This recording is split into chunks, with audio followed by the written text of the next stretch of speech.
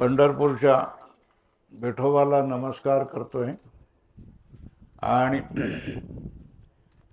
विठोबाच्या सेवेमध्ये पूर्वीपासून झालेल्या ज्ञानेश्वर महाराजा पुंडलिकापासून ज्ञानेश्वर महाराजांपासून ते आजच्या त्यांच्या सगळ्या संतांना मी नमस्कार करतोय। आजूबाजूचे जे कोणी संत मंडळी होऊन गेलेली असतील त्यांनाही मी नमस्कार करतोय। इथे जे अखंडानंद महाराज आहेत त्यांच्या मार्गदर्शनाखाली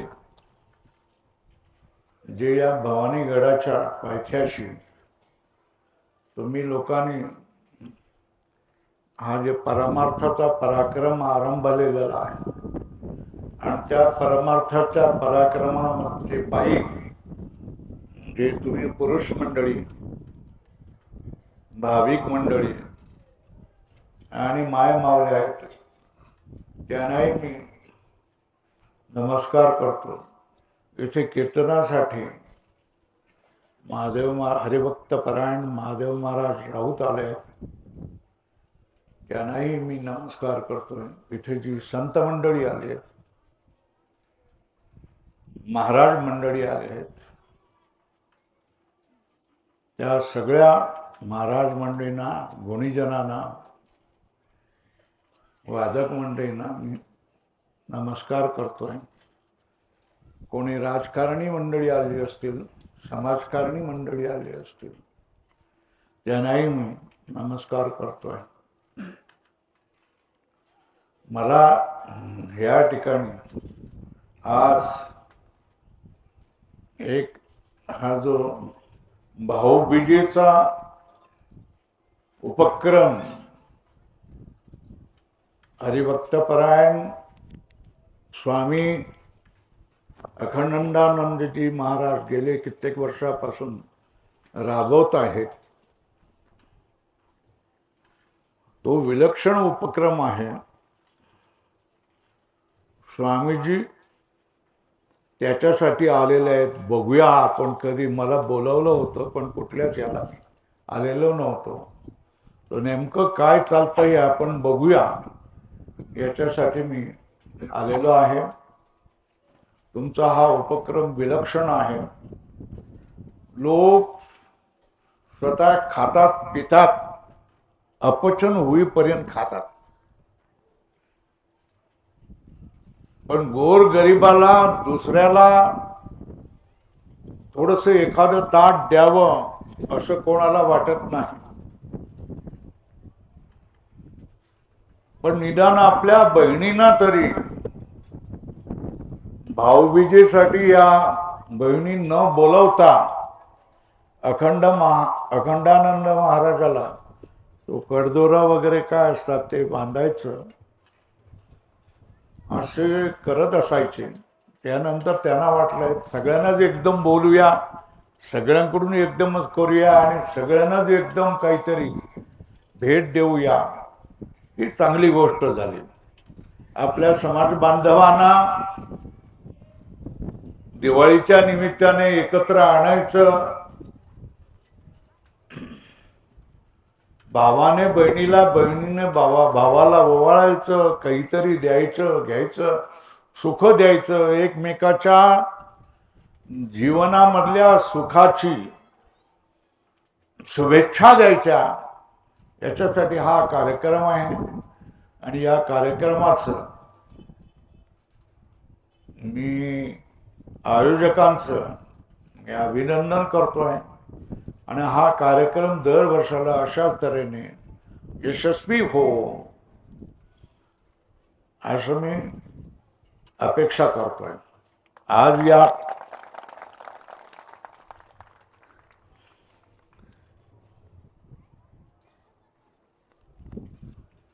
दिवाळी म्हणजे प्रकाशाचा सण आहे। प्रकाश हा अंधकार हटवून टाकतो। प्रकाश हा भयापासून दूर करत असतो. आणि हा जर ज्ञानाचा प्रकाश झाला तर ते जीवन बदलवून टाकत असतो. त्या काळात पालट करत असतो. आपल्या प्राचीन वेद ग्रंथामध्ये म्हटलेलं आहे, साधक प्रार्थना करतो, असतो मा सद्गमय तमसो मा ज्योतिर्गमय मृत्योर्मा अमृतम गमय. देवाजवळ प्रार्थना करतो. देवाजवळ काय करतो? प्रार्थना काय करतो? मला असत पासून दूर कर. पण असत पासून दूर केलं तर जायचं कुठं? सत्याकडे घेऊन चल. असत पासून, अज्ञानापासून, असत पासून मला दूर कर आणि सत्याकडे मला घेऊन चल. दुसरं काय? तमसो मा ज्योतिर्गमय. अंधाराकडे मला ढकलू नकोस. अंधारापासून मला बाजूला काढ आणि ज्योतीकडे म्हणजे प्रकाशाकडे घेऊन चल. तिसऱ्या वेळेला काय सांगतोय? अजून काय पाहिजे? मृत्योर्मा अमृतम गमय. मृत्यूकडे मला घेऊन जाऊ नकोस, माझ्याकडे अमृतत्वाकडे घेऊन चल. या तीन गोष्टी आपण म्हणतो, बोलतो.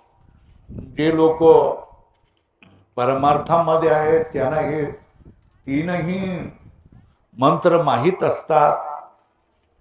पण त्या मंत्रामध्ये जे गांभीर्य आहे, मंत्रामधला जो विशेष आहे तो सगळ्यांना समजला पाहिजे. आणि हा मनुष्याच्या जीवनामधला बोध त्याला फार मोठ्या उंचीवर घेऊन जात असतो. मंत्रामध्ये सांगितलंय, असत पासून मला दूर काढ, बाजूला कर. मला असताचा कंटाळा आलेला आहे, मला सत्याकडे घेऊन जा.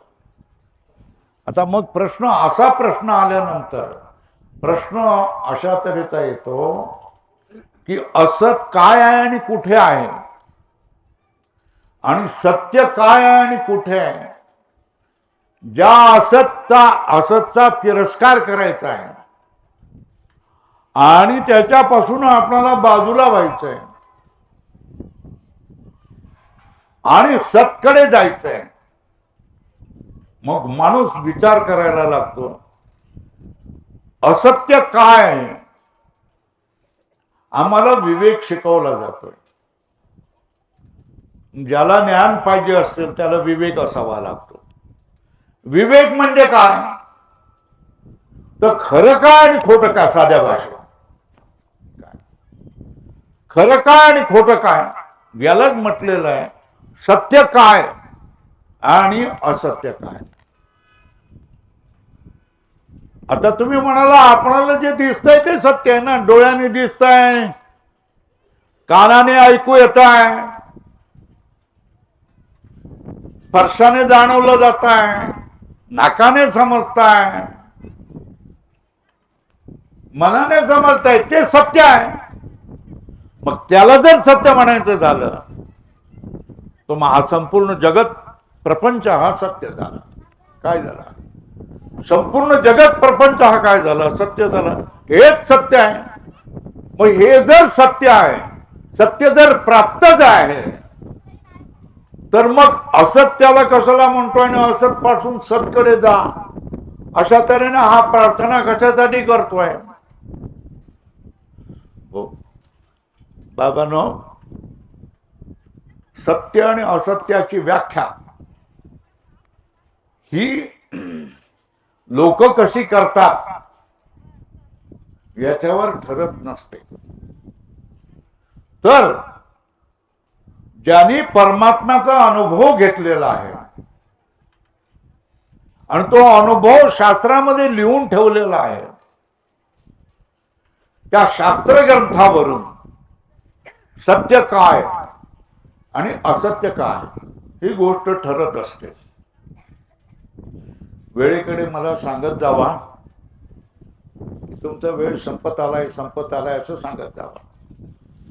आवेश आल्यानंतर माणूस वाटेल ते बोलत जातो आणि वाटेल तेवढा वेळ बोलत जातो. दुसऱ्याची काय ठेवली पाहिजे, जाणीव ठेवली पाहिजे ना की त्याचा कार्यक्रम आहे म्हणून. तर शास्त्र आपल्याला सांगतोय की हे जे तुम्हाला दिसतंय ना हे सत्य नाही. मग सत्याची व्याख्या काय? सत्य जे विकारित होत नाही, सत्य जे नष्ट होत नाही, सत्य जो उत्पन्न होत नाही ते सत्य आहे. संसारातल्या हा प्रत्येक गोष्ट उत्पन्न होते, काही काळ स्थितीमध्ये राहते आणि नष्ट होऊन जाते. आपण म्हणतो प्रेतांवर शरणावर प्रेत जळत असताना आपण म्हणत असतो, काय म्हणत असतो, प्रत्येकाचं एकच वाक्य असतं, काही खरं नाही. काय म्हणतो, बरोबर आहे ना? काहीही खरं नाही. हे आपण काय सांगत असतो, ह्या जगाविषयीचं वास्तव सांगत असतो. ते वास्तव आम्ही वेगळ्या तऱ्हेने सांगतो असं नव्हे.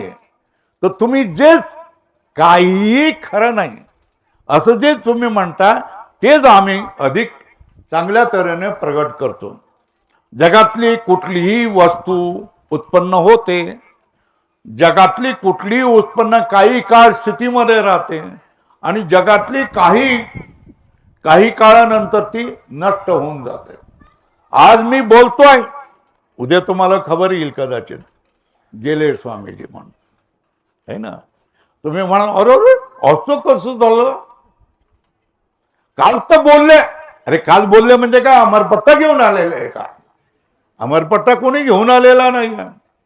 कोणीही अमरपट्टा घेऊन आलेला, कुठला पक्ष अमरपट्टा घेऊन आलेला नाही. कोणी ना कोणीतरी काही वेळ राहणार, कुठेतरी काही काळ धडपड करणार आणि मग त्याला खाली उतरावंच लागणार. संपूर्ण जगत प्रपंचाचे हे स्वरूप आहे.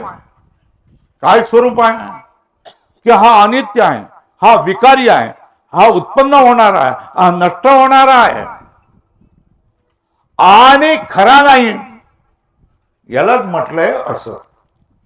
तुम्ही याला सत म्हणणार कारण डोळ्याने दिसतो, इंद्रियाने जाणवतो म्हणून सत. पण डोळ्याने दिसणं, इंद्रियाने जाणवणं याला सत म्हणत नाही. मग मृगजळ खरं ठरलं असतं. मग रात्री दोरीमध्ये दिसणारा सर्प खरा ठरला असता, पण त्याला खरं मानलं नाही.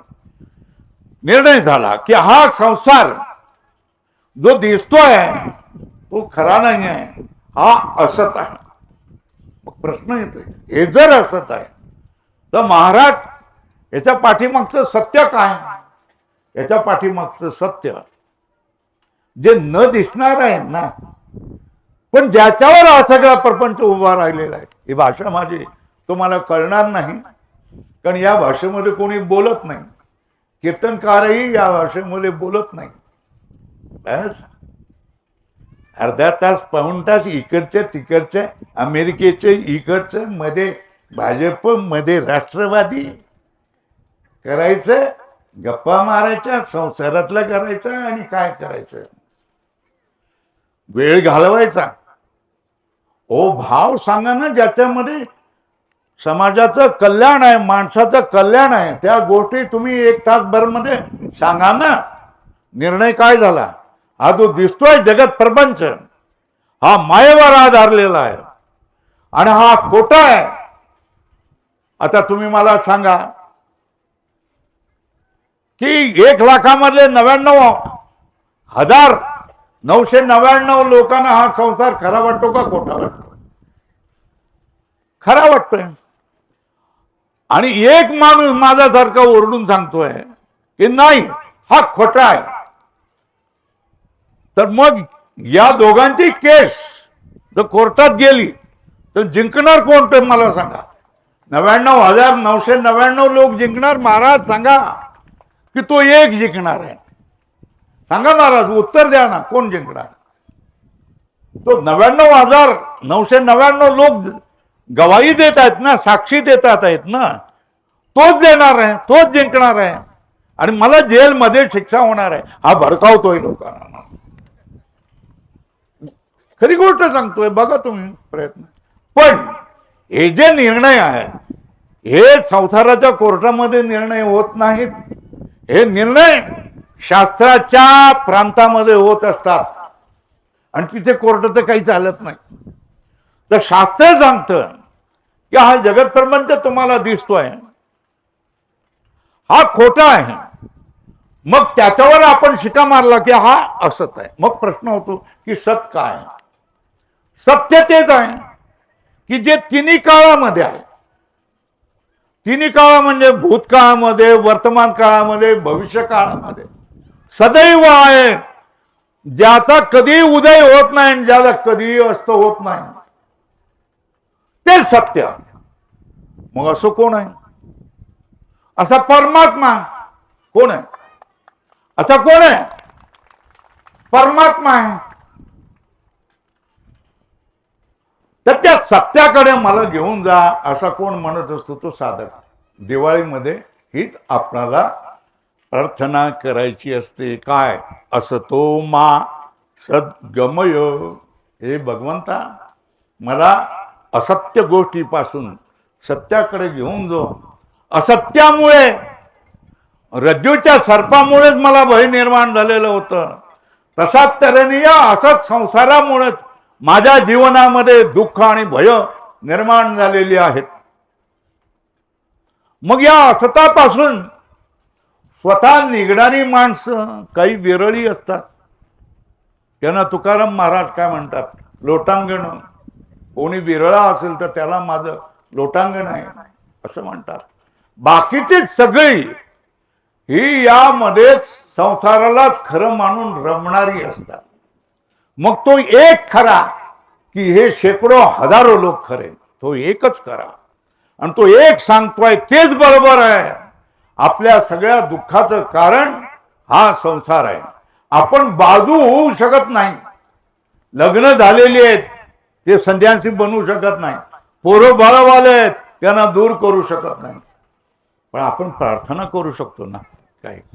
देवा, मला या असत संसारापासून सोडवणूक कर. सोडव. तुझ्याकडे माझं चित्त लागू दे. तुझ्या विषयी माझं मन लागू दे. ही प्रार्थना तर आपण प्रयत्न करू शकतो ना. याच्यासाठी आपण प्रयत्न तर करू शकतो ना.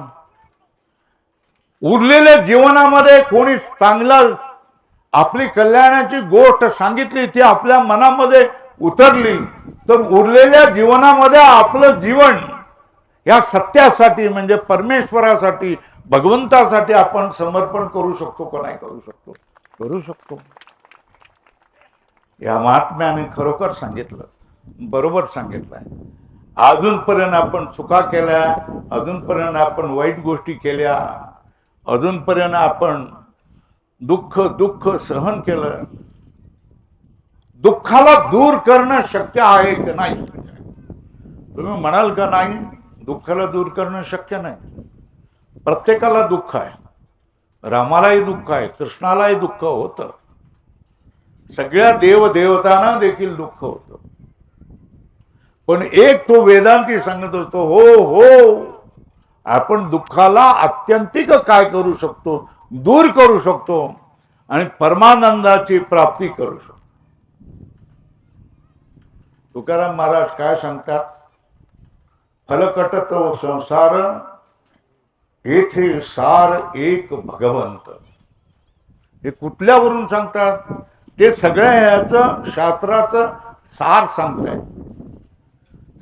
सगळं संसार हा मिथ्या आहे आणि ह्याच्यामध्ये महत्वाचं जे जीवनाचं आपल्या उद्दिष्ट झालं पाहिजे, संपूर्ण विवेकी माणसाचं जे लक्ष झालं पाहिजे, ते काय? परमात्म तत्व. त्याच्यासाठीच कीर्तन असतात, त्याच्यासाठीच प्रवचन असतात, त्याच्यासाठीच दिंड्या असतात, सोहळे असतात, सप्ताह असतात, अशा तऱ्हेचे कार्यक्रम असतात. हे कार्यक्रम तुमच्या सोयीसाठी केले जातात. कोणीतरी महात्म्याने तुम्हाला मार्गदर्शन करावं याच्यासाठी सांगितले जातात. हे ते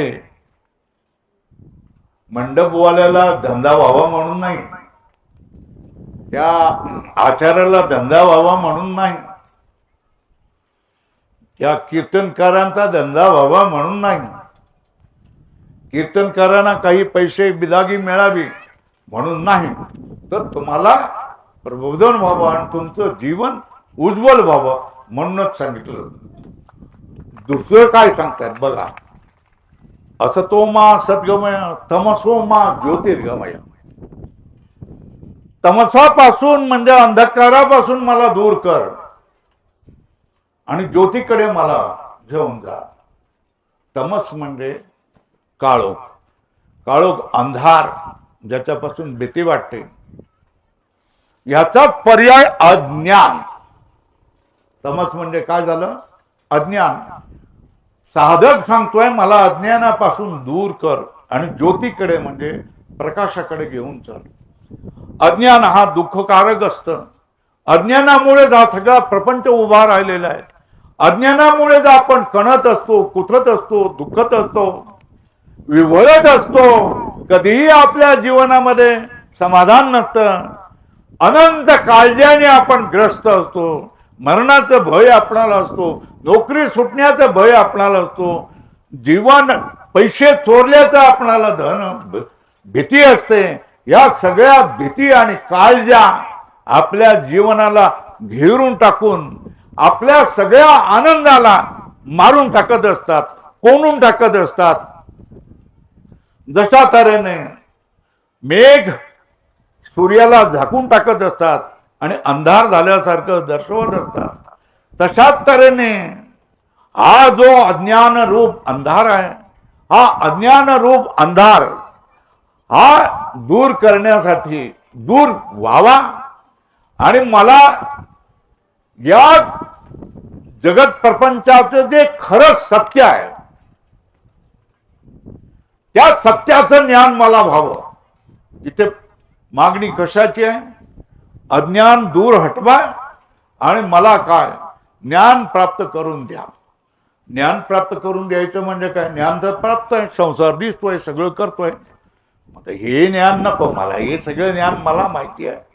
माझ्या आपण ज्याने हे ज्ञान केलं, आज्याने हे ज्ञान केलं, बापाने हे ज्ञान केलं, मी हे ज्ञान करणार आहे आणि माझी पोरही हे ज्ञान करणार आहे आणि नातरुंड पंतरुंड पण यांना हे सगळं माहिती आहे. मग काय? मला ते ज्ञान द्या. कुठलं ज्ञान द्या?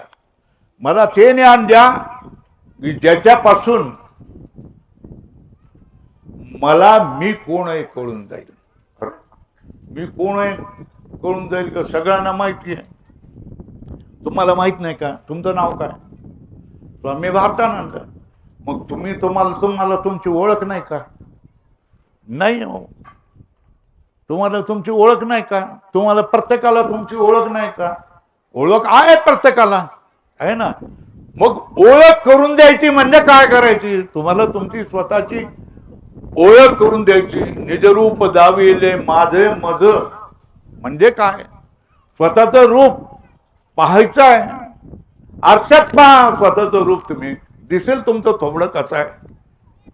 थोबडं फोटो काढण्याला आहे का नाही लायक आहे? दाढीवाला जंबाल आहे का एकदम चिकना चोपडा आहे? आरशात बघा तुम्हाला कळेल. अरे याला निजरूप म्हणत नाही. निजरूप हे आहे ईश्वर सर्वभूतानां हृदयेषु अर्जुन तिष्ठति ब्राह्मयन् सर्वभूतानि यंत्रारूढानि माया. माझ्या आतमध्ये जो बसलेला आहे, जे परमात्म तत्व, जे आत्मतत्व बसलेलं आहे, हे आत्मतत्व काय आहे, त्याचं स्वरूप काय, ते कसं आहे हे मला कळावं. पण ही कळण्याची माझी लायकी आहे की नाही? ही कळण्याची माझी लायकी नाही. मग लायकी वाढवती. मग हे काय चाललेलं आहे? हे काय चाललेलं आहे? आपली लायकी वाढवण्याचं काम चाललेलं आहे. कशाचं चाललेलं आहे? ही आपली लायकी वाढवण्याची चाललेली ही काम चालू आहे. आपली योग्यता वाढवली. कीर्तनकारांनी श्रोत्यांची परमार्थ भाव समजण्यासाठीची योग्यता वाढवली पाहिजे. बस एवढंच महत्व. आणि हेच कीर्तनाचं प्रयोजन आणि हेच कीर्तनकाराचं प्रयोजन. लोकांची योग्यता वाढवा की त्यांना सूक्ष्म गोष्टी परमात्म तत्वाच्या गोष्टी समजून येतील. भगवंताविषयीची निष्ठा दृढ होईल. भगवंताविषयीचं प्रेम वाढेल. ते रोजच्या रोज भगवंताच्या हळूहळू जवळ जातील आणि एक दिवस असा येईल की ते भगवंतालाच प्राप्त होऊन जातील. आज भगवंताला देवाला प्राप्त होणं म्हणजे मरण आहे. बरोबर आहे. देवाला प्राप्त होणं म्हणजे मरण असं समजलं जातं. शास्त्रीय भाषेमध्ये देवाच्या स्वरूपाला प्राप्त होणं म्हणजे मरण नाही. मरणापासून मरणाला मार नाही कळत आहे तुम्हाला काय? भगवंताला प्राप्त होणं म्हणजे मरण नव्हे तर मरणाला मार नाही. भगवंताच्या आश्रयाला तुम्ही पोहोचलात की तुमच्या जवळ मरण येऊच शकत नाही. तुमच्या जवळ भवसागर येऊ शकत नाही. तुमच्या जवळ अंधकार येऊ शकत नाही. तुमच्या वाट्याला दुःख येऊच शकत नाही. बघायचं असेल तर तो माझा साधा भोळा तो वारकरी खेड्यातला गरीब शेतकरी आहे. 8 तास राबतो. सकाळी काकडा म्हणतो, संध्याकाळला हरिपाठ घेतो, संध्याकाळला पंचपदी 5-10 पाठ असलेल्या अभंग म्हणतो, मिळेल ते खातो, एकादशीला उपवास करतो, आषाढी एकादशीला पंढरपूरला जातो, कार्तिकीला आळंदीला जातो, भगवंताचं प्रेम भराने दर्शन घेतो आणि ती ऊर्जा प्राप्त होऊन संपूर्ण वर्षभर समाधानाने जगतो. त्याची काहीही अपेक्षा नाही. आपल्या मुलाला नोकरी लागावी, आपल्या मुलाने सेटनेट करावं, आपला मुलगा डॉक्टर इंजिनियर व्हावा, आपल्या मुलाला चांगली नोकरी लागावी, आपणाला आरक्षण मिळावं, आणखी काय काय ज्या गोष्टी या संसारामध्ये चाललेल्या आहेत, या सगळ्या गोष्टीचे त्याचा काहीही संबंध नाही. संबंधीवत त्याच्या तोंडामध्ये रामकृष्ण हरी हा जप असतो. डोळे उघडले किंवा दुसरं कोणी आला तरच म्हणतो पाहुणं काय, कसं काय, कवा आला, नाही तर त्याच्या ह्याच्यामध्ये हा माणूस लौकिक दृष्टीने गरीब आहे पण तो समाधानी आहे. कशामुळे? त्याला भगवंताचं ज्ञान झालेलं. या सगळ्या जगताची सर्वश्रेष्ठ शक्ती कोण आहे तर ती परमेश्वर शक्ती आहे. आणि या परमेश्वराच्या पायाला अखंड मिठी घातली तर माझ्या जीवनामधल्या सगळ्या गोष्टी संपून जाणार आहेत, हा त्याचा निश्चय आहे. म्हणून साधक काय मागतोय? साधक हे मागतोय काय? तमसोमा ज्योतिर्गमय, मला अज्ञानापासून ज्ञानापर्यंत घेऊन जा. वेळ आता संपत आलेली आहे. तिसरा सांगतोय, मृत्योर्मा अमृतम गमय, मला मृत्यूकडे घेऊन जाऊ नकोस, मला अमरतेकडे घेऊन जा. आता मृत्यू म्हणजे काय? मृत्यू कोणाचा होतो?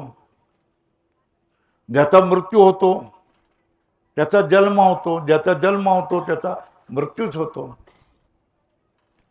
साधक सांगतोय की मला मृत्यूपासून दूर कर आणि अमृत तत्वाकडे घेऊन जा. मृत्यूच्या प्रत्येक माणसाला भीती असते. कोणालाही मृत्यू आवडत नाही. मृत्यू म्हणजे प्रत्येक जण मानतो की आपण कमावलेलं, जोडलेलं सगळ्याचा त्याग करावा लागतो, सर्वस्व गमवावं लागतं, तो मृत्यू. म्हणून या मरणाला सर्वस्व गमावावं लागतं. म्हणून माणसं काय करत सर, ह्या मृत्यूला टाळत असतात. आणि म्हणूनच साधक देखील म्हणतोय की मृत्यूजवळ मला नेऊ नको. माणूस हा मर्त्य आहे. माणसाचं एक दुसरं नाव काय, मर्त्य आहे. मर्त्य म्हणजे मरण धर्मवाला.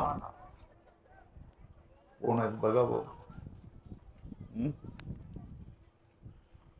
माणूस म्हणजे मर्त्य आहे, मर्त्य म्हणजे मरण धर्मवाला आहे.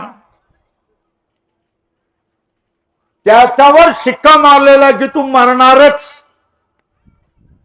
मग मरण टाळता येतं का? हो, मरण टाळता येतं. मरण टाळता येतं. तर मग तुम्ही फार मोठे डॉक्टर आहेत. होय, फार मोठे डॉक्टर आहेत. मरण टाळता येतं. मरण म्हणजे काय?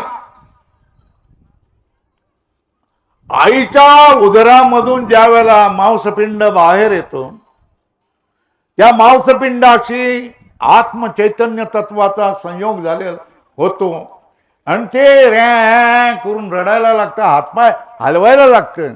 त्याचा जन्म झाला. आणि ज्या वेळेला आत्मतत्व चैतन्याचं त्या पिंडापासून संयोग तुटतो, निचेष्ट पडून राहतं, त्याला जमिनीवर ठेवतात आणि चितेची तयारी करतात आणि चितेवर ठेवून त्याला जाळतात. त्यावेळेला त्या ह्याचा काय होऊन जातो, मृत्यू होऊन जातो. मग हा जन्म आणि मृत्यू कोणाचा झालेला आहे?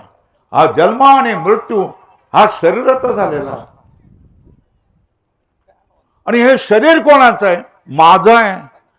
मग माझं जर शरीर आहे तर शरीर वेगळं आहे आणि मी वेगळा आहे. मग माझं शरीर आहे तर मी कोण आहे? शास्त्र सांगतं की तू आत्मतत्व आहेस. काय सांगतं? शास्त्र सांगतं की तू आत्मतत्व आहेस. मग जो उत्तम अधिकारी आहे, ज्याला समजत आहे, विवेक आहे, तो म्हणाला होय होय बरोबर, मी आत्मतत्वच आहे. मग तू आता शरीर नाहीस का? नाही, मी शरीर नाही. का? शास्त्राने सांगितलेलं आहे. संत सांगतात, ऋषी मुनी सांगतात, माझे सुहृद सज्जन धार्मिक भाविक मंडळी सांगतात की जन्म आणि मरण हे शरीराचं होतं आणि मी आत्मा आहे, मी अमर तत्व आहे. हे ज्ञान होणं ज्या क्षणी होऊन जातं, त्या क्षणी माणूस काय होऊन जातोय? साऱ्या दुःखापासून दूर होऊन जातो. त्याचा कायापालट होऊन जातोय. त्याच्या सगळ्या काळज्या संपून जातात. त्याची सगळी दुःख संपून जातात आणि तो धन्य मी जन्मा आलो, दास विठोबाचे झालो, काम नाही झालो पाही रिकामा, आवल्या त्या करू चेष्टा. अशा तऱ्हेने आनंदाचे डोही आनंद तरंग, अशा तऱ्हेने तो राहत असतो. तिसरं वाक्याने काय सांगितलंय? मला मरणापासून दूर कर आणि मला अमरत्वाकडे घेऊन चल. अमरत्वाकडे नेणं म्हणजे स्वतःचं ज्ञान होणं, म्हणजे मी कोण आहे समजणं. मी सच्चिदानंद घन आत्मतत्व आहे हे प्रत्येक माणसाला समजणं ही महत्वाची गोष्ट आहे. तेव्हाच तो माणूस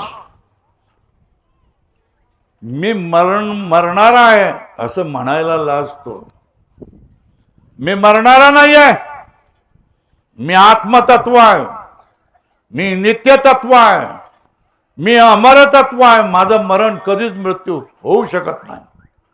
मला मृत्यू स्पर्श करू शकत नाही. मला मृत्यू भीती दाखवू शकत नाही. मी मरणाला मारण्याचा पराक्रम केलेला आहे, अशा तऱ्हेने तो म्हणत असतो. हे झाल्या 3 गोष्टी. कुठल्या 3 गोष्टी? असतो मा सद्गमय, तमसो मा ज्योतिर्गमय, मृत्योर्मा अमृतम गमय. शेवटी काय म्हटलेलं आहे? ओम शांती शांती शांती. याचा अर्थ काय? तुमच्यासाठी शुभेच्छा आहेत. तुमच्या जीवनामध्ये कुठली दुःख येऊ नयेत. आध्यात्मिक दुःख, आदि भौतिक दुःख, आदि दैविक दुःख हे तुमच्या जीवनामध्ये येऊ नये. तुमच्या जीवनामध्ये या गोष्टीचा स्पर्श देखील तुम्हाला होऊ नये. तुम्ही परमार्थाच्या मार्गावर चाल करावी. परमार्थाचा, भगवंताचा आनंद उपभोगत जावा. तुम्हाला दुःख, काळज्या याचा विसर पडावा आणि भगवंताचं सदैव स्मरण असावं, स्मरण राहावं. आसनी शयनी कधी झोपायचं असेल, जेवायचं असेल, बसलेलं असतात त्यावेळेला भगवंताचं चिंतन तुम्ही करत राहावं. संसाराचं चिंतन करू नये. कसं होईल, काय होईल, होईल का नाही होईल, अशा तऱ्हेने कुठलीही चिंता तुम्ही करू नये. तुम्हाला शांती, सुख आणि समाधान लाभावं. आणि शांती आणि सुख आणि समाधान हे उठ.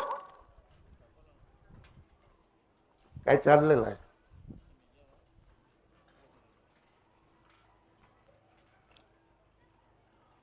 साधू संतांकडे जायचं असतं. वेळाकडे बघा. साधू संतांकडे जायचं असतं. ते काही चमत्काराची अपेक्षा करून जायचं नसतं.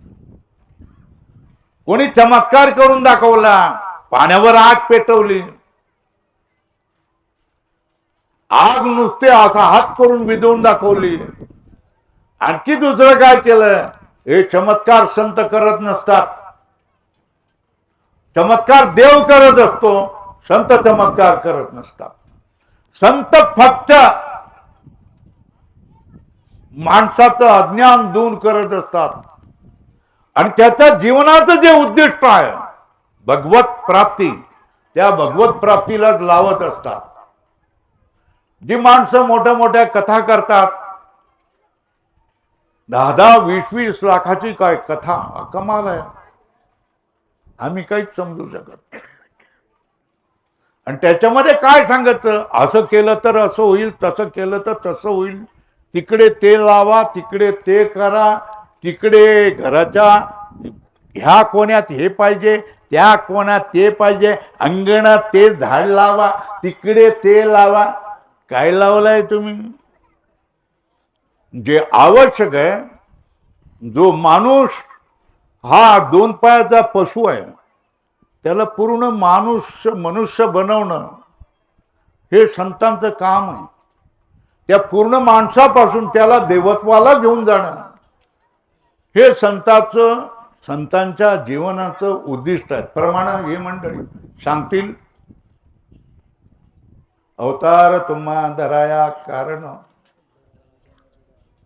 पुढे काय, उद्धरावे जन जड जीव, वाढवाया सुख भक्तिभाव धर्म, कुळाचार नाम विठोबाचे. याच्यापेक्षा साधू संतांचं दुसरं कामच नाही आहे. चमत्कार करणं हे काम नाही आहे. कोणाच्या संसारामध्ये चांगलं करणं हे त्याचं काम नाही आहे. देवाला लावणं, विठोबाचं नाव कसं वाढेल, कुळामध्ये काहीतरी आचरण कसं येईल, देव मनुष्य पूर्ण माणूस बनून देव कसा बनेल, हे संतांचं कार्य आहे. साधू संतांनी सांगितलेलं आहे आणि तेच बरोबर आहे. आम्हीही त्यांच्या चरणाच्या रजाची चिन्ह पाहत पाहत त्याच मार्गाने जात असतो आणि तेच सांगत असतो. लोक ऐको न ऐको आम्हाला त्याच्याशी घेणं देणं नाही. ज्याला सत्य वाटतंय तो या त्या एक माणसाने जरी आमची एक जरी वाक्य उचललं आणि आपलं जीवन धन्य केलं तरी आमचं जीवन धन्य होऊन जातं. शेकडो तारे गगनामध्ये झळकत असतात, त्याचा काही उपयोग नसतो, पण एक चंद्र झळझळ करत असेल त्याने काय रात्रीची वाट सुलभ होऊन जात असेल. तशा तऱ्हेने एक माणूस जरी मुक्त झाला तरी संतांचं जीवन काय होतं, चरित्र होत असत. झालं, आता माझा वेळ संपत आलेला आहे. तुमच्या जीवनामध्ये सुख यावं, तुम्ही भक्तीच्या मार्गावर वाटचाल करावी. आता म्हातारे झालेले असतात, मुलांनी कामं घेतलेली असतात, जोरात जपाला लागा, जोरात नामस्मरणाला लावा, जोरात अभंगांच्या चिंतनाला लागा, जोरात ज्ञानेश्वरीच्या पारायणाला लागा, जोरात गाथेच्या पारायणाला लागा. घरामध्ये या बाजूला गाथा आणि या बाजूला ज्ञानेश्वरी, या बाजूला भगवद्गीता आणा. अगर बघायचंच असेल तर चांगल्या माणसांची कीर्तन ऐका. आता कीर्तन ऐकण्यासाठी कोणी संतच आपल्याकडे यायला पाहिजे असं नाहीये. हवा तिथे आपणाला हवा त्या माणसाचं कीर्तन ऐकू येतं. तुमचं जीवन उज्ज्वल व्हावी, तुम्हाला भगवंताची प्रचिती यावी, भगवंतावरची निष्ठा वाढावी, तुमच्या जीवनामधलं दुःख कमी व्हावं अशी प्रार्थना करतोय आणि सगळ्यांना मी आशीर्वाद देतोय आणि प्रार्थना करतोय की आता ह्याच्या पुढचा कार्यक्रम चालू ठेवावा. कीर्तनकारांनी महादेव महाराज, हरिभक्तपरायण महादेव महाराज राऊत आलेले आहे, त्यांनी कीर्तन चालू करावं. मी बोलायचं ठरवलेलं नाही, पण यांनी उशीर केला. हे जर वेळेवर आले असते तर तीच बोलली असते. त्याच्यामुळे नाविलाजाने एकदा मला बोलावं लागलं. क्षमा करा, तुम्हाला सगळ्यांना भेटून आनंद झालेला आहे. कुंडलिक वरदा.